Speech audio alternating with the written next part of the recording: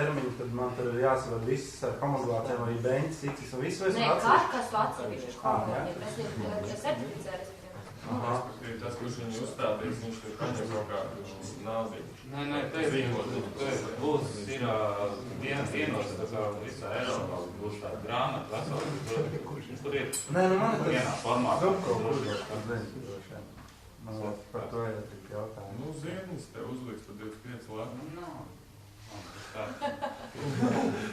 Teiksim, lai es rīt klasē braukt, man neko nevajag. Es katru reizi atnesīšu to grāmatīnu, nolikšu un viss kārtībā. Tev tagad, ja tu kaut gribēsi pagarināt to certifikātu, tev no jauna uztaisīs veselu kaudzes bildes, tev lidos veselu grāmatu, tāpat kā ir visā Eiropā, drošības kartes kā certifikāta grāmata.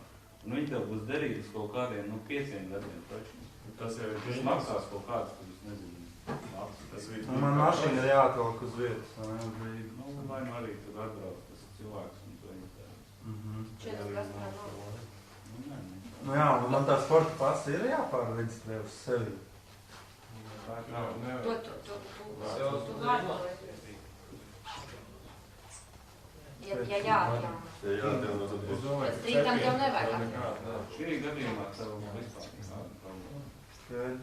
Super. Vienkārši šajā skatījos, ja sporta pasē tik daudz dažādu datu, par to mašīnu man nekas nebūs no tā, izņemot to karkas tā kā tur ir rakstīts, netiek tur motora, tilpuma, nekas, dabiski tur iet iekšā V8 un tā tālāk. Tur vajadzētu izņemt jaunu, jo, ja tev arī mainās tas vizuālais izskats, tālāk nevajag izņemt, tad tev jāiet uz federāciju. Tām divām bildēm, ar ierakstu. Pats veiks, kas tev ir vajadzīgs, jo to ierakstu atkal.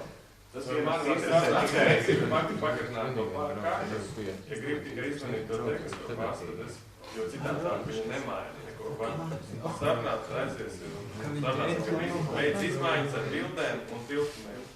Un kam man šitais, kam man, teiksim, jāzvan un ko man jāsarunā tieši šīs jautājums? Skaidrs. Nevajag nekā gatināt, vienkārši sarunāt pie Lindas. Sekretāri. Linda ir Latvijas Atomiju federācijas sekretāri. Viņai kārto visādus papīrus. Tagad vairs Gatrinovs neiet krastā, jo jāmēģina kuņus samazināt.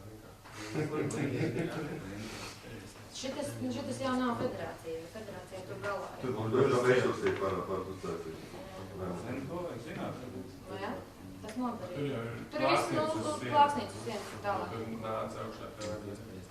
Kāds nedaudz jautājums nepadarīt, tur iepriekš jāpiezvan un jāpasaka, es atnākšu, vai, teiksim, tie ir kaut kādā noteiktā laikā kāds. Grāmatas vietas nebūs, bet Raimondam jāpiezana. Bet tā te ir darba laika no 9 līdz 5 priekšdienās no 1 līdz 7, bet Latvijas Atomiju federācijas mājas kopā to visu. Nu jā, skaidrs, labi. Kaut jautājums par atviegumāšanu, cik daudz ir rādīt ārā strīdos? Rītām var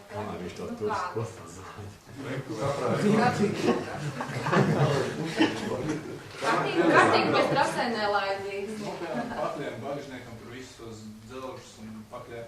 Esošās konstrukcijas nedrīkst radīt aizdomas viņam par atviegumāšanu. Tas ir urt un zāģiet ārā un tā tālāk. Varēs izskatu tur. Tas ir lanšāks, nevar izzāģēt. Nē, no tādām haubēm pagarniekiem rības jau var zāģēt.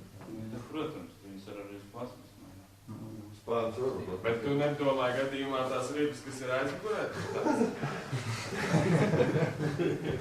Vienkārši varbūt tā konkrētāk uzskats, lai kādiem skaidrs par tie jautājumi. Nē, tas, kas ir durvīs iekšā un bagžniekam.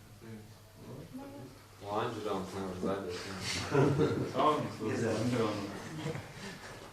Kāds vēl jautājums? Tas ir kaut kam jābūt homologētam ar to, tā kā... Tā, par pro runājot, jā? Krēsliem. Par pro runājot? Jā. Pro klasē. Tā bija atkal vienošanās ar mūsu kolēģiem kaimiņiem, lai mēs Baltijas čempi varētu laist tās pašas mašīnas, kas startē Latvijas čempionātā. Tātad tā ir jābūt beņķiem, siksnām un ķiverēm. Ir jābūt ar homologāciju, viņa drīz būtu beigusies, bet ražošanas gads drīz būtu vēlāks par 2000. Ja?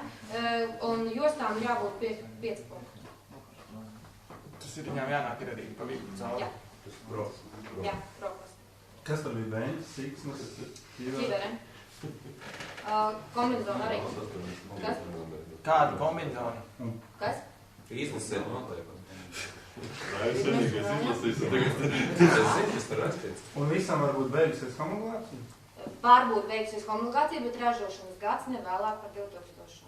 Homologācija tiek parasti izdot uz 5 gadiem. Tas nozīmē, ka... Tas nozīmē, ka 5 gadus.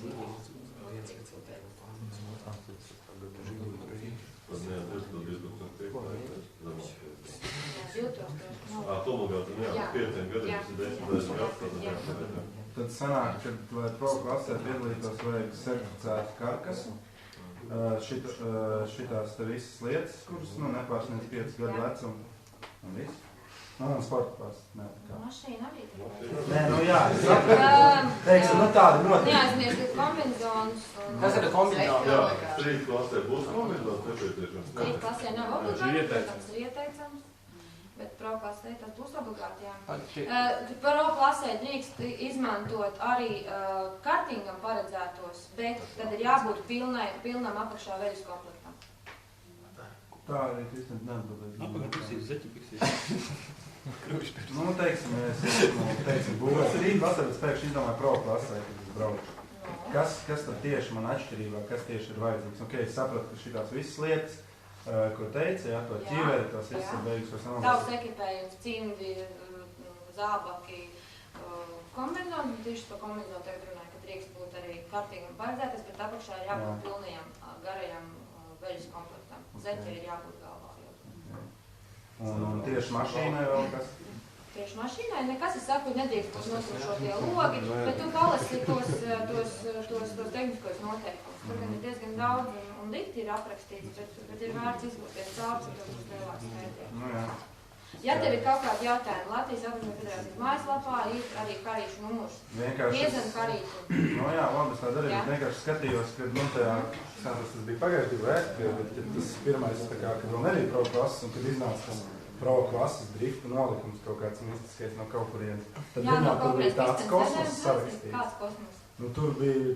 Par tehniskajiem noteikumiem vai par nolikumiem? Par tehniskiem noteikumiem. Tas ir viņa kosmos. Tur bija vienkārši, katrs rekomendēs, ka ir uzrakstīts priekšā, kā jābūt automašīna. Tā ir instrukcija. Jā, tā ir galvenā doma. Tas viss ir rekomendēts. Skaidrs. Es piekrītu, varbūt būtu vieglāk vienkārši izvilkt uz 2 A4 lapām galvenos punktus, bet ja tu būvēt tā kā pro mašīnu, tad tomēr ir ieteicams Jā, es vienkārši pēc tiem, pēc tam nesāku skatīties jaunumos. Tagad izklausās viss daudz vienkārši.